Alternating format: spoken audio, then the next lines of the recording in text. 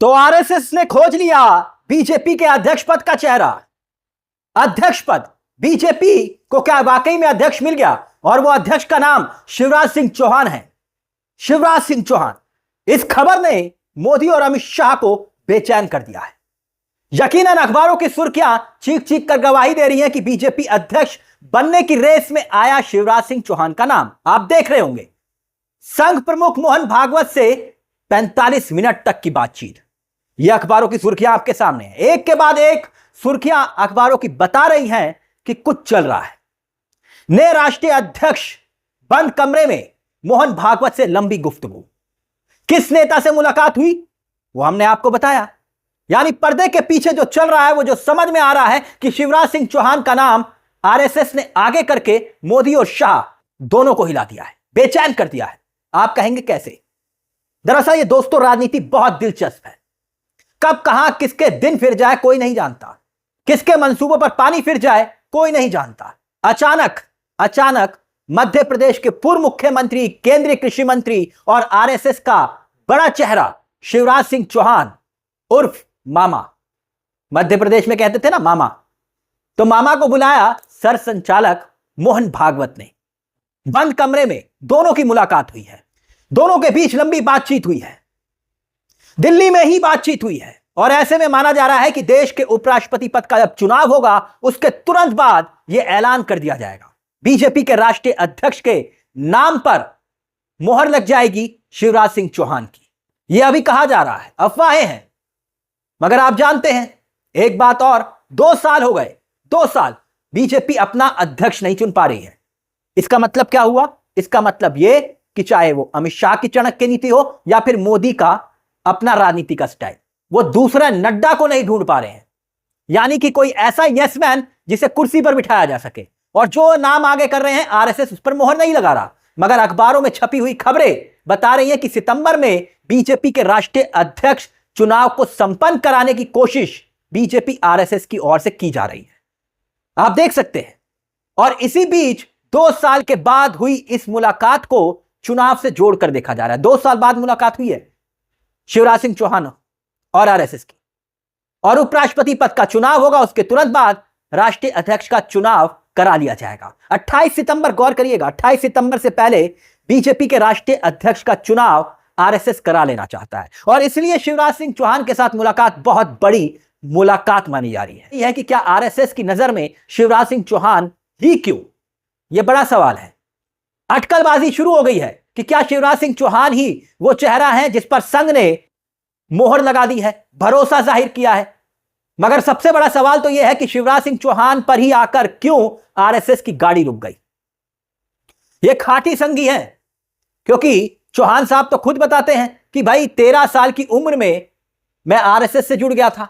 यानी एक लंबा कार्यकाल और मुख्यमंत्री के तौर पर मध्य प्रदेश में स्वतंत्र काम किया, यानी कि चुनाव भी अपने दम पर जिताया। मगर हैरानी की बात यह, याद करिए शिवराज सिंह चौहान किस तरह से उनको राजनीति से बेदखल कर दिया मध्य प्रदेश की, कि आप दिल्ली आइए। यानी जिसके नेतृत्व में बीजेपी ने चुनाव जीता, मोदी जी ने जीत का इनाम यह दिया कि आप मुख्यमंत्री नहीं बनेंगे। उस वक्त उनकी आंखों में आंसू थे, यह सबने देखा। मगर अब वक्त बदल रहा है। और अगर सोचिए शिवराज सिंह चौहान को कुर्सी मिलेगी तो फिर उसके बाद क्या होगा? यह वही शिवराज सिंह चौहान है जो आडवाणी गुट के माने जाते थे। मगर अब क्या वाकई में आरएसएस उनके नाम पर मोहर लगाकर संकेत दे रहा है कि इस बार मामला यस मैन का नहीं होगा? मोहन भागवत के साथ शिवराज सिंह चौहान की मुलाकात क्या संकेत दे रही है?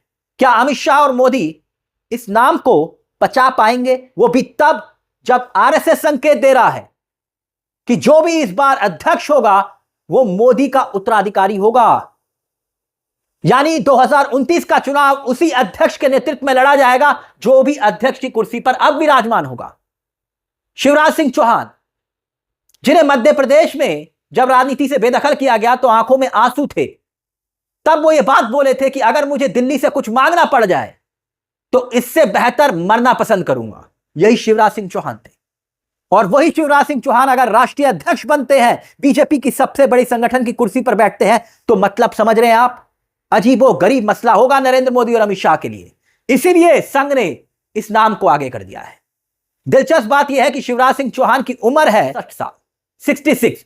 बहुत ज्यादा आप युवा नहीं कह सकते, बहुत ज्यादा बुजुर्ग नहीं कह सकते, यानी कि बिल्कुल फिट व्यक्ति जो लंबी राजनीति के घोड़े माने जाते हैं।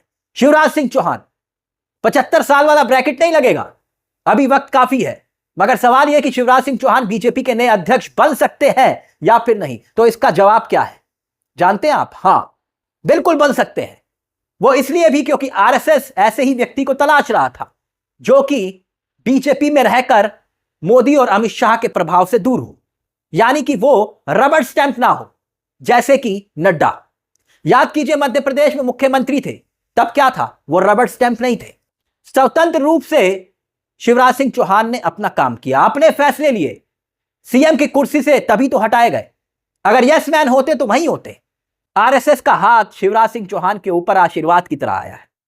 केंद्र के अंदर किस तरह से राजनीति बदले, शिवराज कुर्सी पर होंगे तो आप समझ सकते हैं। तो अमित शाह और मोदी की राजनीति को हिलाने वाला यह फैसला होगा, क्योंकि मोदी का उत्तराधिकारी कौन? तो जवाब आता है अमित शाह।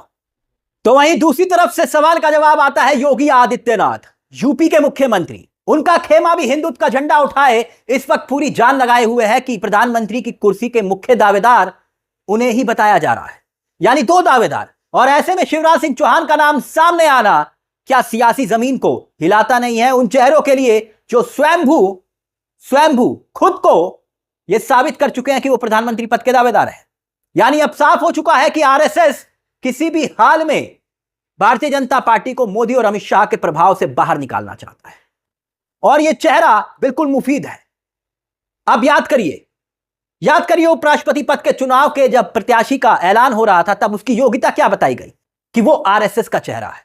क्यों आरएसएस फुल फॉर्म में दिखाई दे रहा है? एक और उदाहरण मैं आपके सामने रख रहा हूं। 15 अगस्त का दिन क्या हुआ था? मोदी ने लाल किले की प्राचीर से आरएसएस की शान में कसीदे गढ़े थे, आरएसएस को याद किया था। आरएसएस मुख्यालय 11 साल में मोदी पहली बार गए थे। यह घटना भी तब भी घटी थी प्रधानमंत्री रहते हुए। संघ इस वक्त किसी भी हाल में मोदी और शाह के प्रभाव से अगर बाहर निकालने में बीजेपी को कामयाब रहा, तो उसके लिए सबसे बेहतर चेहरा शिवराज सिंह चौहान इसलिए भी है क्योंकि शिवराज सिंह चौहान राजनीति करना भी जानते हैं, को बेहतर तरीके से संगठन चलाना भी जानते हैं। इसीलिए बिना यस मैन के चलने वाली भारतीय जनता पार्टी अगर शिवराज सिंह चौहान के कब्जे में आ गई तो सीधा कब्जा आरएसएस का होगा। इसीलिए आरएसएस शिवराज सिंह चौहान के नाम पर आकर रुकी है, जहां पर विरोध मोदी और अमित शाह के लिए भी भारी पड़ सकता है। इसीलिए शिवराज सिंह चौहान सबसे बेहतर चेहरा आरएसएस की नजर में है। इस मुद्दे को लेकर दोस्तों आपकी क्या राय है? मुझे तिलक चावला को दीजिए इजाजत। चलते चलते दरख्वास्त, हमारे चैनल को सब्सक्राइब करना मत भूलेगा, क्योंकि यह मंच आप ही का है जहां पर कलम गुलाम नहीं। नमस्कार, जय हिंद, जय भारत।